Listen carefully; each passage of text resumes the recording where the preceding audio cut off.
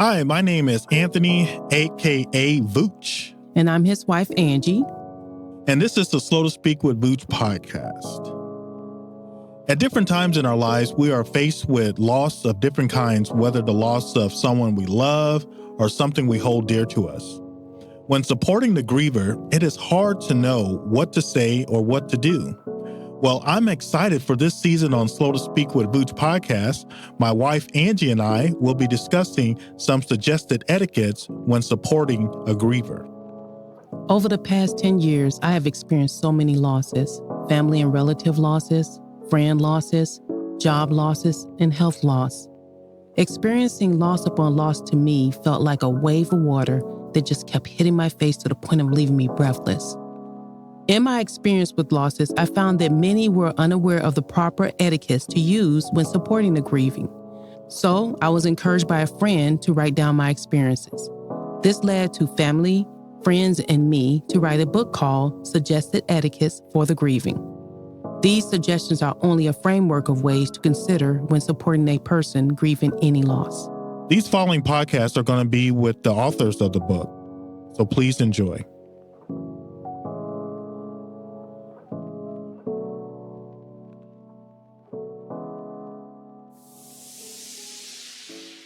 It's just not a good time to ask people, what can I do for you? You know, again, that is a hard one because, you know, as I realize or, thinking back during that time, it was kind of hard because I really didn't know what I can do. Only thing I can do is just sit there and sort of just like, okay, I'm playing it by ear. You didn't know I was going over.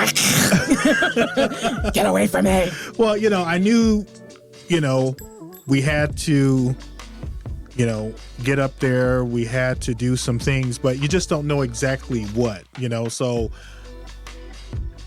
as for me, only thing I can do is sort of just keep myself open for, okay, we need to do here. Okay. All right. Then I jump in. It's almost like in that sort of sense, I'm sort of waiting for you to let me know what's our plan. When are we going to go here? When are we going to go there? And then I'm sort of like, all right, I'll jump in and I'll make sure we get this executed. Later on, you did change that. I think we had a talk after I lost my almost twin sister. I was explaining to you that I can't think right now. I need you to do some of the thinking. And there were times when, like, for example, at the hospital when the doctor was trying to, pull one over on me, I wasn't getting it because I was just in so much shock. And you jumped in and I didn't understand why you were asking the questions at the time, but you later told me why. And so later you start jumping in and doing more things. And I'll explain one of the reasons why later. But I do know when my sister lost her daughter, that I myself did not know how to help her. She was in a lot of pain because she was on the phone with my mom when my mom had the heart attack. She then, 4 months later, lose her daughter to being murdered by her boyfriend. So only thing she knew how to do is she was hurting a lot. I tried to text, I tried to do whatever I can, but I myself didn't know how to help her at that time. But I didn't say, let me know what I can do for you. I didn't say that. You didn't say that? No, she probably would have told me off in 5 different ways. She'd be like, I'll tell you what you can do. You can stop asking that question. Knowing her, you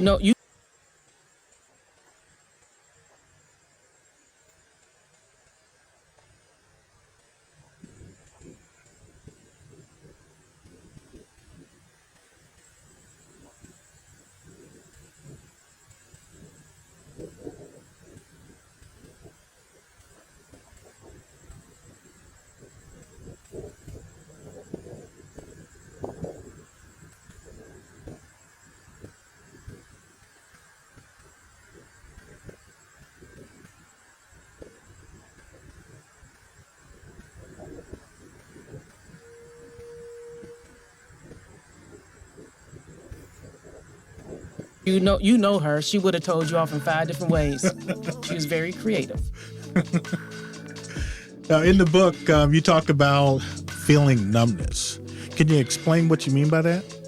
Yes, I remember when I first learned about a loss, there was numbness. And I'm not just talking about numbness and how I felt.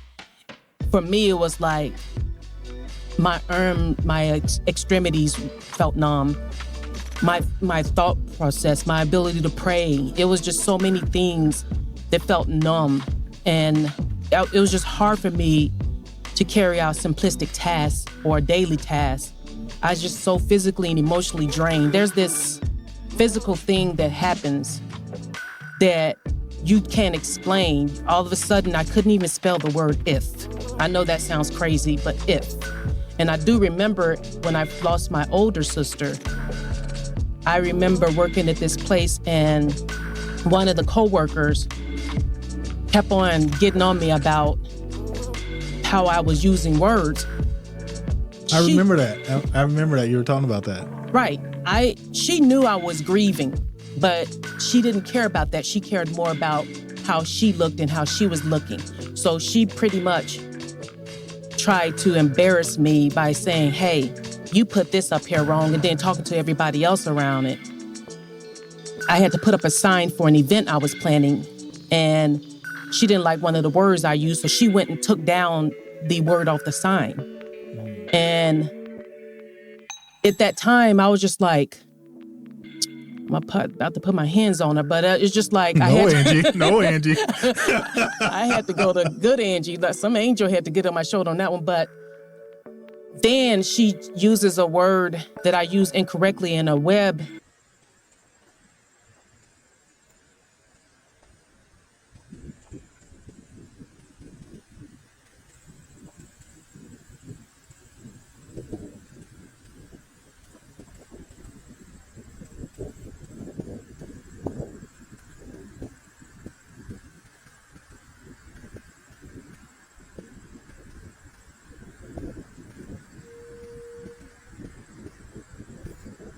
Web page that I had wrote on and tries to embarrass me in front of a bunch of people saying, see, this is wrong. And then come to me later, because I did eventually say, hey, if you see me doing something wrong, please come to me and let me know. And she does that and then come back. So it's just like when you're feeling numb, it goes back to that scripture in the beginning when it talks about put yourself to the side long enough. The message version, right? The message version, right. the no mincing no words version. Don't obsess with getting your own advantage. And I just felt that that's what she was doing, was taking advantage of my physical state at that moment. So that's why I say, be careful about what you say, and also about what you do, because the person who's going through the denial part of their grieving, they're going through something not only emotionally, but also physically. And it may look like they're just okay, but they're really not okay. They're really going through some stuff, and it's great to be understanding of that. And a perfect moment was my niece at my mama's funeral. You saw her. Her name is Dee Dee. She just jumped in and she helped. She kept, every time she saw me unable to make simplistic decisions, or she'll come into my face and say, Auntie, you need me to do this? Auntie, you need to do that? And then preached an amazing message. When the church didn't come in and preach the message like they said, the church my mother was going to didn't come in and preach the message. And she just made sure she took care of me, right, not take over. And I so appreciate her for that. And she also did that with my almost twin sister. Yeah, I remember that. She constantly came out there asking you. Times that you can. Because a lot of times you really don't see yourself going 100%. And I know you're an artist yourself, so this is better fit for you in that sort of realm.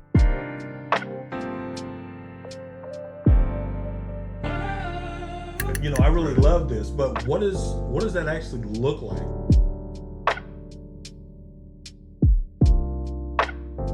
But have you made any visuals to go with those recordings? Have you done anything that you could really have done with that time and made more out of it? Have you recorded the session?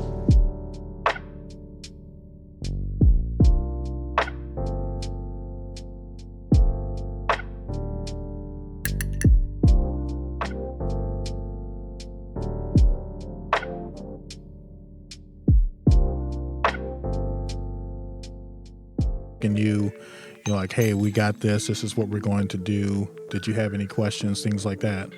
Yes, she was the epitome of self-sacrifice and humility, because other family members were talking about how they wasn't strong enough to handle things or how stuff should have been done.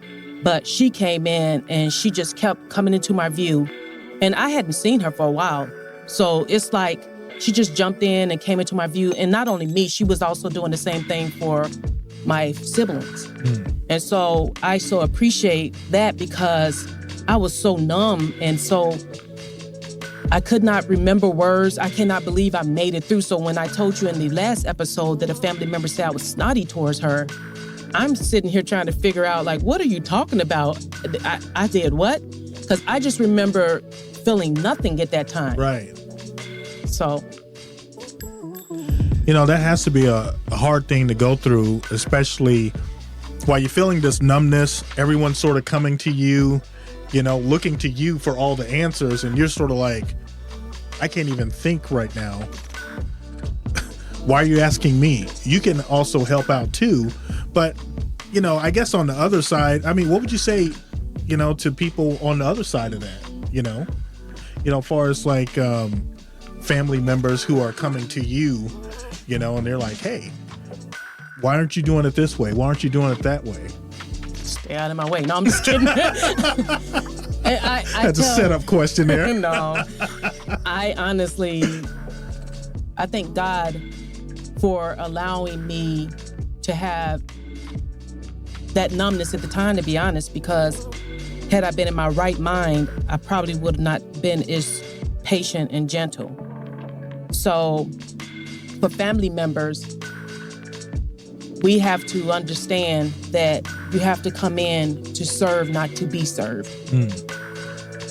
When you come in, it is so important to not bring all your issues into the funeral and be like my niece. She was more like a wedding planner. She was making sure everything moved. I think she should become a professional funeral arranger planner, because she just kept everything going. I don't think it would have ran that well if she had not been at both of those places. Right. And understanding that the person who is the head person for that funeral is numb. They haven't had a chance to process what's going on. They probably have not had sleep. There are so many factors that factor into that. So when you bring your issues to them, don't be surprised if they snap. Right. Don't be surprised if they cannot verbalize to you what's going on. Don't be surprised if it didn't go the way you thought it should go, because they had never had a chance to sit back and be sad like you were. They had to go into plan mode. For myself and my younger brother, we had to leave town, come into town, and then come in and try to remember where everything is, which again, I thank my niece for that, because she knew how everything was supposed to be. It's just one of those things of, you gotta really put yourself to the side for a minute to lend a hand, like this scripture says. I told you, it spoke it just perfectly.